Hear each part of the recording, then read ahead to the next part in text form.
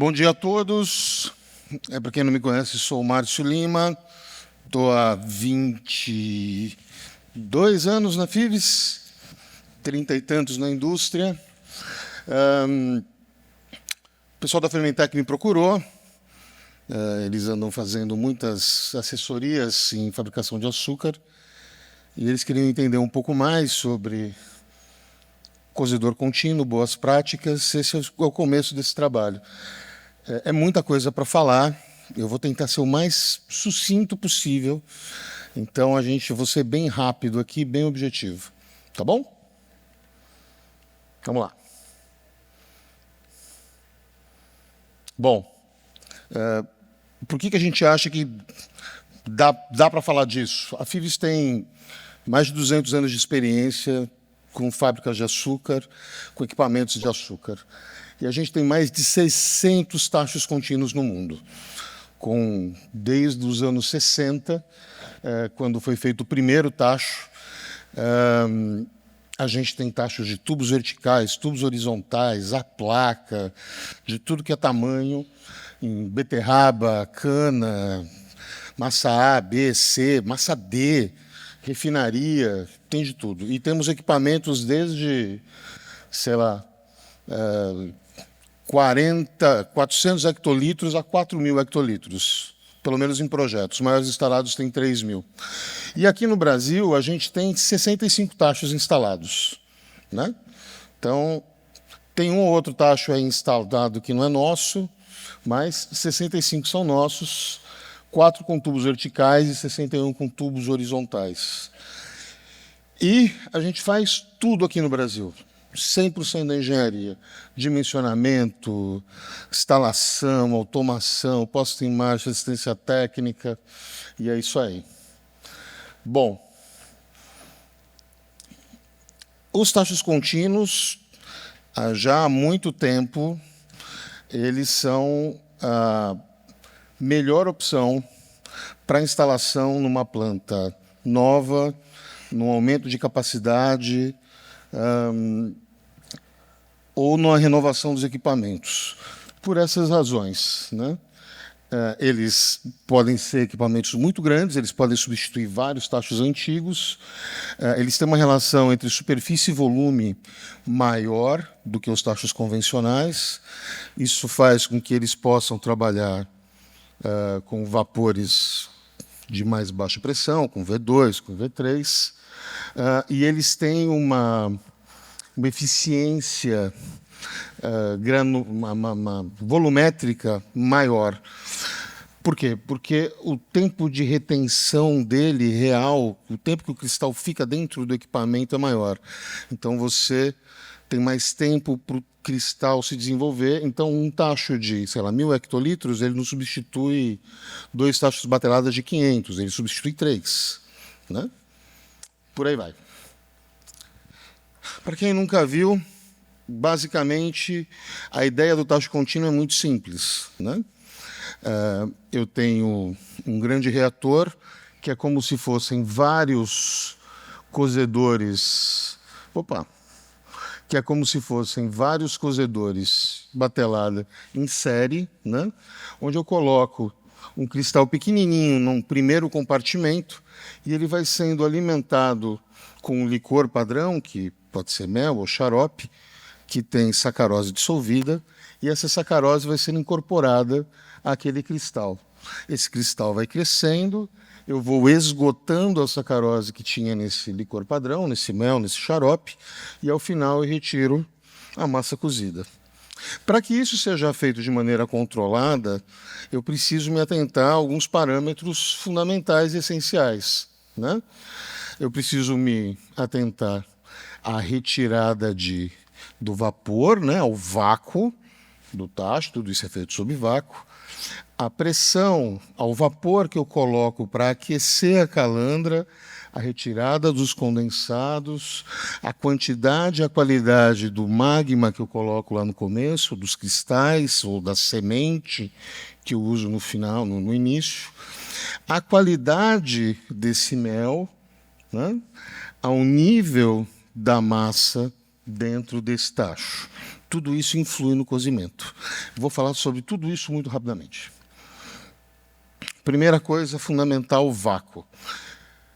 O vácuo, ele determina, é o fator mais importante no cozimento, porque ele determina grandemente a temperatura de ebulição da massa cozida. Então, quando vocês forem buscar lá nas fórmulas, a temperatura de ebulição vai depender do vácuo, da pureza, do licor-mãe, da solução que está lá dentro, do Brix, mas o vácuo é o mais importante. Por que a temperatura, a gente fala para manter essa temperatura em torno de 65 graus, a temperatura da massa. Massa mais quente do que isso, a gente começa a ter problema de a formação de um negócio chamado de reação de Maillard, né? Essa sacarose, ela começa a se degradar, você começa a ganhar cor, e aí o pessoal da fermentação vai começar a xingar vocês, que vocês vão começar... O mel gerado dessa massa, ele começa a ficar ácido, né? E aí o rendimento da sua fermentação vai lá para baixo. Reação de Maillard ela acontece quando uma massa cozida ou uma solução açucarada ela é exposta a uma temperatura elevada por um tempo elevado, né? Então, por isso é fundamental. Aqui vocês vão ver, ó, a gente tem um gráfico. Aqui ao lado eu tenho a pressão absoluta, está horrível, não dá para ver. E ali do lado eu tenho a temperatura. E aqui eu tenho duas curvas. A em verde são os valores normalmente utilizados em cana, e os vermelhos são as temperaturas, são o vácuo e temperatura. Vocês vão notar que quanto menor for a pureza da massa cozida, mais vácuo eu preciso, né? Porque quanto menor for a pureza, maior é a temperatura de ebulição necessária, porque a massa é mais viscosa. Então, é super importante vocês manterem isso. E uma coisa que a gente sempre fala, a gente tem a prática no Brasil de utilizar pressão manométrica no vácuo, que é uma prática muito ruim. Por quê? Porque eu não tenho referência. 24 polegadas aqui na Alta Mojana, que está 700 metros acima do nível do mar, é diferente de 24 polegadas manométricas ao nível do mar, lá no litoral de Alagoas. Então, a gente sempre fala de pressões absolutas, em bar, milibar, pascal, enfim, né? E problema clássico das unidades brasileiras, problemas nos circuitos de água em geração de vácuo. Furos, vazamentos, colunas barométricas subdimensionadas, água muito quente e tal. O ganho que vocês têm na sua fábrica, controlando o vácuo, tanto na evaporação quanto no cozimento, é gigantesco. Nível da massa. Um diferencial dos tachos contínuos para os bateladas é que nos tachos contínuos eles trabalham com um nível muito baixo de massa cozida sobre a calandra, entre 200 e 400 milímetros. Aqui vocês veem à esquerda, vocês têm um tacho contínuo de tubos verticais, onde a massa passa por dentro dos tubos, por fora dos tubos, e a massa por dentro dos tubos e o vapor por fora dos tubos, e de tubos horizontais, onde a massa está por fora dos tubos e o vapor por dentro. A gente fala da altura da massa sempre em relação ao espelho nos tubos verticais ou ao último tubo nos tubos horizontais, nas calandras de tubos horizontais, entre 200 e 500 milímetros. Qual que é a importância de se manter o nível estável? Manter a temperatura de ebulição estável. Isso vai fazer com que a movimentação da massa sempre seja a mesma e que o CV não varie, né? Quando a gente fala que isso pode alterar o CV, é que quando você aumenta e diminui o nível, às vezes aquela massa ela está evaporando mais, evaporando menos, evaporando mais, evaporando menos. Aí o cristal cresce mais, cresce menos, cresce mais. Aí no final você tem cristais de todos os tamanhos. Aqui uns exemplos, né? 3 maneiras a gente usa. O primeiro lá, você tem um transmissor de nível no último compartimento, retirada por bomba, eu estabeleço um set point.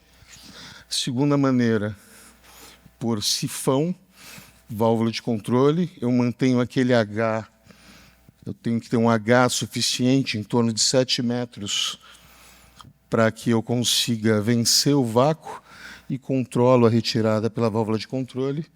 E a terceira maneira, eu também preciso ter um sifão, né? Mas eu faço a retirada por uma comporta. Então, aqui eu tenho uma abertura na lateral do equipamento e tem uma comporta, e a massa, o nível da massa vai estar aqui, né, onde vai ser a retirada. Terceiro, alimentação de mel.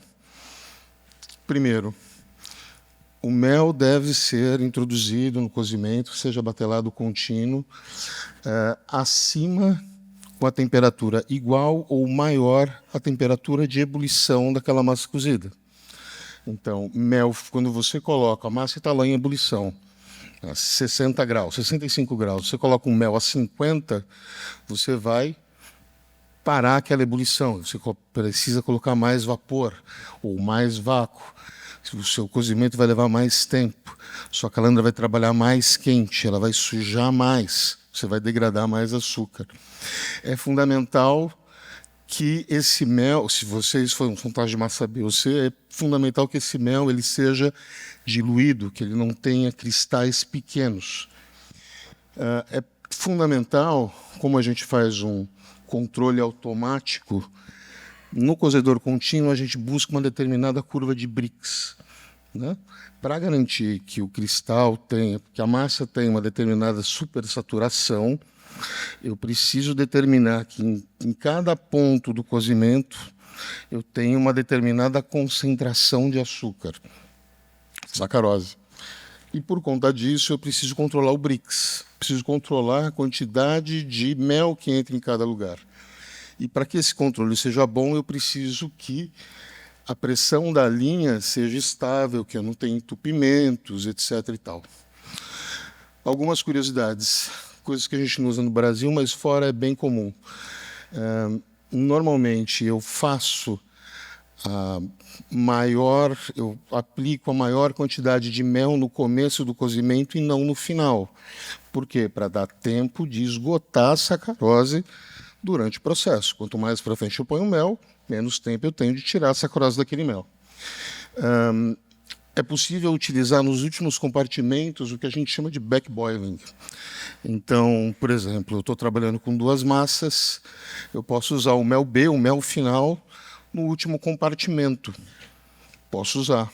Pô, Márcio, mas aí eu vou colocar um mel que tem a pureza mais baixa, vai aumentar a cor. O grande problema é usar esse mel com baixa pureza e cor mais alta no começo, porque ele vai ficar incorporado ao cristal. No final, a centrífuga pode tirar e eu vou ter algum ganho. Em alguns lugares, principalmente em massa A, é comum que se utilize água no começo e no final do cozimento contínuo, na primeira e na última câmara, ou no primeiro e no último compartimento. No começo para lavar os cristais e no final também para lavar os cristais. Se isso for feito com controle, de maneira a controlar o Brix, se pode fazer. Mas como não se pode ter tudo na vida, quando você faz isso, você está controlando menos, você está consumindo menos xarope. Qualidade, produtividade. E nos tachos contínuos da FIVES, que usam, a gente vai falar disso um pouco depois, que usam controle de massa, a gente tem um parâmetro, que é o KL, que ele serve para fazer um ajuste fino da quantidade de mel que entra no tacho. Então, o balanço de massa, muito rapidamente, eu estabeleço um Brix da massa cozida no final, que é uma massa com 94 de Brix. Eu estou entrando com mel a 75 de Brix. Eu quero tirar tantas toneladas por hora de condensado. E ele vai calcular qual que é a quantidade de mel que eu preciso ter em cada um dos compartimentos para que no final eu tenha aquele brix da massa cozida. Se dá um pouquinho a mais ou um pouquinho a menos esse brix, eu tenho um parâmetro para fazer o ajuste fino, que é o tal do KL. Aqui, só para ter uma ideia do que é a tal da curva de Brix, embaixo nós temos os compartimentos, ao lado e na vertical o Brix da massa cozida. Vocês notam que o Brix ele é crescente na A, né? Ele é quase uma reta. E na B, eu lavo um pouco mais os cristais. No começo, eu coloco muito mais cristais, mais ou menos, sei lá, 20%, 40% dos cristais do mel nos primeiros compartimentos. E como é que eu controlo isso, saber se isso está funcionando ou não? Pegando amostras. Então, ao longo do tacho, eu tenho amostradores, onde eu pego amostras de massa cozida. É uma boa prática de operação. Pelo menos uma vez por semana, fazer uma curva de Brix, da que realmente está acontecendo no equipamento, para ver que se aquilo que eu planejei está acontecendo. Aqui, exemplo do amostrador. Na alimentação de semente, eu preciso me atentar, primeiro, a relação entre semente e o mel, ela tem que ser constante. Então, como os tachos trabalham normalmente de maneira automática, isso é fácil de se realizar, né? Então, a quantidade, independente se o tacho está produzindo mais ou menos, a relação entre o que entra de semente e de mel é constante. O Brix desse semente ou desse magma que eu insiro no tacho, ele não pode ser muito baixo, entre 2 e 3 pontos abaixo do Brix final da massa cozida. A relação entre semente e massa é o que vocês veem, ele varia entre 20% e 40%. Né? Massa C, mais ou menos 40%, massa B entre 30% e 35%, massa A entre 20% e 25%. Ou seja, estou produzindo 100 toneladas de massa A por hora, eu estou alimentando esse tacho com mais ou menos 20 toneladas de semente. Né? O crescimento esperado das massas cozidas são os valores daquela última coluna, né? Entre 1,5 e 1,7, a diferença do cristal na entrada e na saída. Né? E eu preciso acompanhar, durante o cozimento, a qualidade da semente. Sem finos, ou seja, não tem cristais muito pequenos. Né? O AM adequado, não adianta, o cozedor não faz milagre. Né? E o Brix adequado. Então, se eu sei mais ou menos o quanto que o cristal vai crescer lá dentro, eu sei o tamanho do cristal que precisa entrar nele para eu ter o tamanho adequado na saída. Hoje em dia, algumas usinas já começam a ter o controle granulométrico, né, com laboratório de granulometria, mas é uma boa prática, ou os operadores, os experientes, eles são capazes de verificar, né, no vidrinho, está pequeno, está grande, precisa melhorar. Né? E por aí vai. Aqui a gente também tem uma proporção mínima de semente que eu posso colocar no tacho. Abaixo de 10% eu vou derreter tudo que tiver lá dentro. Então isso é importante conhecer isso para vocês acompanharem, né? Principalmente no controle, de um problema eventual numa bomba, etc. Vocês podem derreter tudo que está dentro do cozedor. E a proporção de relação à massa de semente à massa cozida, ela varia de acordo com a temperatura, com a pureza da massa. Quanto maior é a pureza da massa cozida, menor é a quantidade de cristais que eu preciso colocar lá no começo. Né?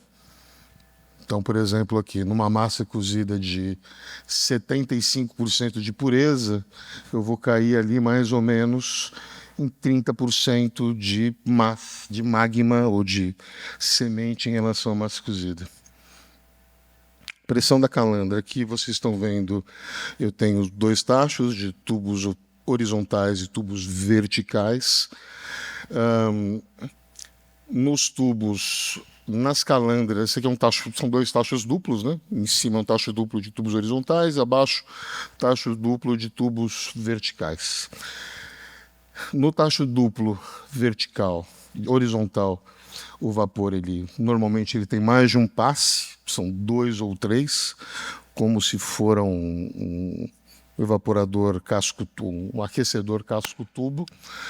E é importante a gente manter, e no tacho de tubos verticais, é uma calandra convencional, como a gente tem nos tachos batelados nos evaporadores.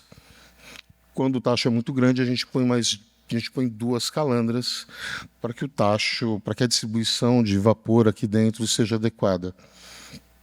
É fundamental que eu mantenha essa pressão o mais estável possível, né?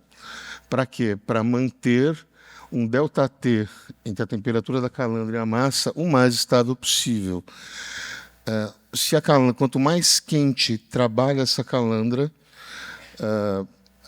se ela está trabalhando com uma pressão acima daquela que é necessária para fazer o cozimento, essa calandra ela começa a sujar e incrustar, e esse açúcar que fica incrustado em volta dos tubos, ele vai degradar e vocês vão perder a área de troca térmica e vocês vão começar a ter problema de acidez. Certo? Degasagem, também fundamental. Nas calandras, em qualquer tipo de calandra, nem todo vapor que entra é vapor de água, nem todo vapor condensa. Então, o vapor que não condensa, ele precisa ser retirado da calandra, porque senão ele começa a ocupar o espaço dentro dos tubos ou dentro da calandra, e ele começa a resfriar essa calandra. Então, a retirada dos incondensáveis é fundamental. Muitas vezes, nos tachos contínuos, que são muito grandes, a gente tem a calandra trabalha com pressão abaixo da atmosfera. Pode parecer contraintuitivo, mas você entra lá com uma determinada pressão, principalmente em qualquer uma delas, o vapor, quando entra na calandra, ele muda de estado, né? Ele ocupa menos espaço, a pressão cai. E aí a pressão dentro da calandra fica abaixo da atmosfera. Se eu tentar jogar esses gases para a atmosfera, vai entrar ar na calandra. Então, por isso a gente joga para dentro do corpo, na maioria das vezes. E tenta ajustar, tirar só o necessário para manter essa calandra funcionando bem. Como é que eu regulo isso? Pela movimentação da massa e pela saída de condensados. Ok? Automação. Tem 1 minuto, vou ser muito rápido. 2 tipos de automação básicas. A primeira, eu tenho sondas ao longo do tacho, uma sonda por compartimento, tenho um set point de bricks em cada uma, e eu regulo a abertura das válvulas de acordo com esse bricks que eu quero, regulo a pressão da calandra e o vácuo, certo? E a semente. Esse é o mais comum aqui no Brasil, é o balanço de massa. Eu determino um brix na saída da massa, meço o brix do início do mel, determino o quanto que eu vou tirar de condensado. E aí, o acelerador do tacho, tanto num caso quanto no outro, ele calcula a quantidade total de mel e divide ao longo dos compartimentos para eu ter um determinado brix. O que acelera ou desacelera o tacho é a quantidade de vapor que entra na calandra.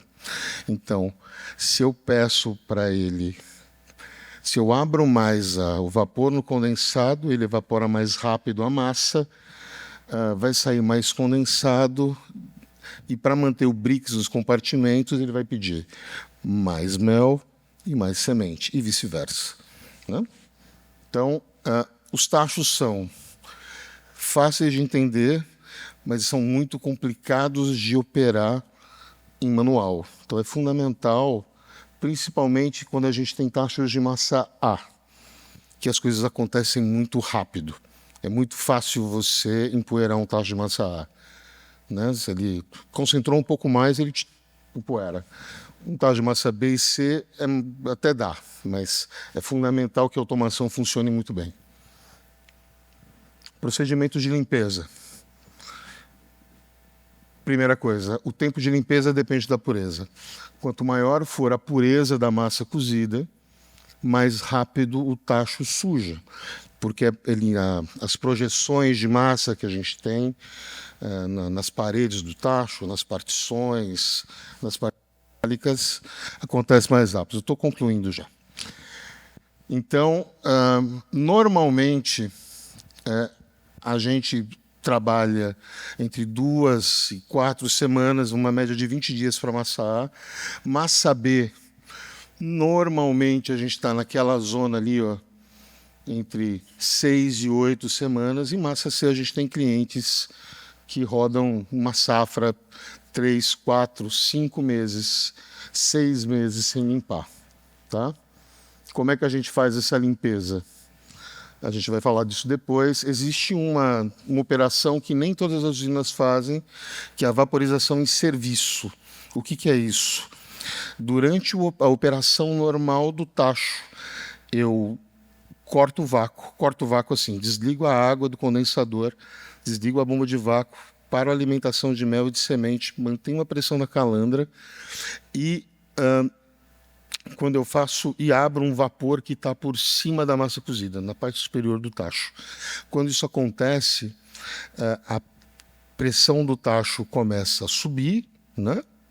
E o que está nas paredes tende a cair e a temperatura da massa vai subir rapidamente, vai subir desses 65 que eu tinha para alguma coisa próximo de 90. Isso durante menos de 5 minutos. E aí muita coisa que estava começando a ficar presa nos tubos se solta.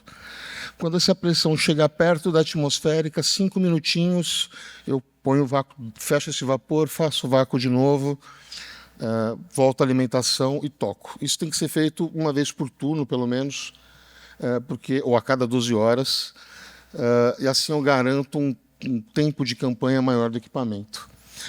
Fervura de água, que é o que a gente faz no tacho, seguindo mais ou menos aquele gráfico. Eu sei que eu preciso ferver a água quando eu, mesmo abrindo a válvula de vapor 100%, eu não consigo mais ter evaporação, não consigo mais concentrar a massa como eu conseguia.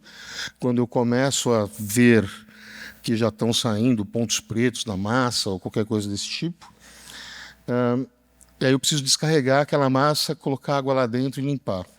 Como é que eu sei que o tacho está limpo depois que eu fervo a água lá dentro? Eu vou ferver essa água sob vácuo, com uma determinada pressão na calandra. Eu posso acompanhar com a experiência o quanto que está saindo de condensado, para saber que minha área de troca térmica está limpa. E muitas das vezes é pela experiência. Alguns clientes, como a Alta Mogiana, fazem 2 lavagens, fervem água 2 vezes.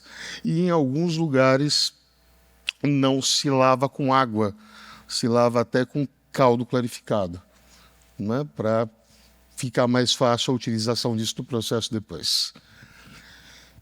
Outra dúvida comum: quanto tempo eu posso deixar essa massa lá dentro? Daqui a pouco vai começar a chover de novo. Depende da pureza, mas normalmente, se for massa A e parar por algumas horas, dê um jeito de liquidar isso. Massa B, massa C, você tem um tempo para pensar na vida. 1 dia, 2 dias, 3 dias. Se for massa C, ela vai fermentar lá dentro, mas dá para pensar, dá para planejar isso com mais calma, antes que ela comece a esfumar. Medição de performance, rápido, só para finalizar mesmo. Como é que eu sei que o tacho está trabalhando bem? Quantidade de cristais na massa, queda de pureza entre a massa e o mel dessa massa e o esgotamento. Né? Esgotamento é quanto da sacarose que eu tinha dissolvida no mel ou no xarope eu consegui transferir para o cristal. Como é que eu meço essas coisas? Fazendo não usando os valores lá da centrífuga, mas retirando os méis na massa na saída do cozedor, usando um filtro NUT para fazer a separação entre os méis e os cristais. As fórmulas estão aí, são bem conhecidas. Quais são os valores típicos? Massa com pelo menos perto de 50% dos cristais, daí para cima. Massa B, perto de 40%, massa C acima de 30%. E para fazer isso, eu preciso ter Brix alto. Massa C, 96, 97, massa B, aproximadamente 94, massa A entre 91 e 92, 93. Ok? Aqui, valores típicos, um resumo disso que eu falei, de pressão, taxa de evaporação, Brix do mel, pureza, CV esperado, o AM esperado, o esgotamento sempre acima de 60%.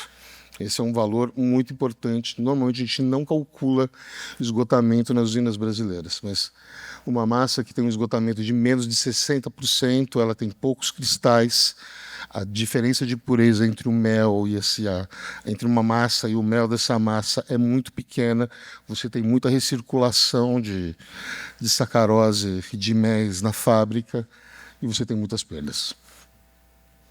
Beleza? E tamanho dos cristais do cozimento, a gente falou disso um pouco, do quanto você espera que ele cresça. Aquela é a fórmula clássica, né? A fórmula cúbica. Vocês podem também ter uma ideia do quanto que vocês precisam colocar, né, de um cristal de determinado tamanho para que ele chegue de determinado tamanho no final. Ufa! Falei muito, extrapacei 6 minutos. Desculpa aí, mas é muita coisa. Uma salva de palmas, por favor.